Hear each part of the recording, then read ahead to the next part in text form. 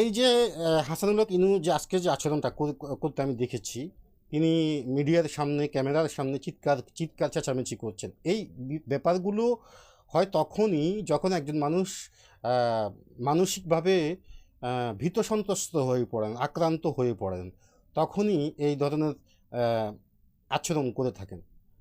আমি একটা হাসানুল হক ইনুর মতো চৌকস রাজনীতিবিদ, বিজ্ঞ রাজনীতিবিদ, এই ধরনের ক্যাঙ্গারু কোর্টের একটা রায়ে তিনি এতটা হতাশ হন কী করে আমি ঠিক বুঝি না। এত সাহসী একজন রাজনীতিবিদ, এত দীর্ঘ সময় যিনি জেল খেটেছেন, কারাবরণ করেছেন, সেনা শাসনের পিষ্ট হয়েছেন, তিনি এমন একটি ক্যাঙ্গারু কোর্ট যেটা একেবারে ঠুনকো কাগজের পানুষের মতো সময়ের মতো উড়ে যাবে, সেই ধরনের, দুঃখিত আমি আদালতকে অবমাননা করছি না, আমি সময়ের প্রেক্ষাপট, রাজনৈতিক যে কলাকৌশলগুলো, যে রাজনৈতিক যে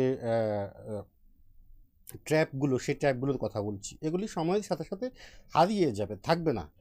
একটা কথা মনে রাখবেন, রাজনৈতিক পালাবদলের সাথে সাথে রাষ্ট্রপতির একটা অর্ডিন্যান্স 5ই আগস্ট থেকে আজকে রাত 12টা পর্যন্ত সকল কিছু অবৈধ এবং বাতিল ঘোষণা করতে রাষ্ট্রপতির একটা অর্ডিন্যান্স লাগবে। একটা অর্ডিন্যান্সে সাইন করলেই রাষ্ট্রপতি মাত্র 5-7 সেকেন্ড বা কয়েক মিনিটের ব্যাপার। কাজেই হাসানুল হক হিনুর মতো সাহসী লোক কেন এভাবে উদ্ভ্রান্তের মতো আচরণ করলেন, সেটা অবাক করার বিষয় বলে আমার মনে হয় আর কি।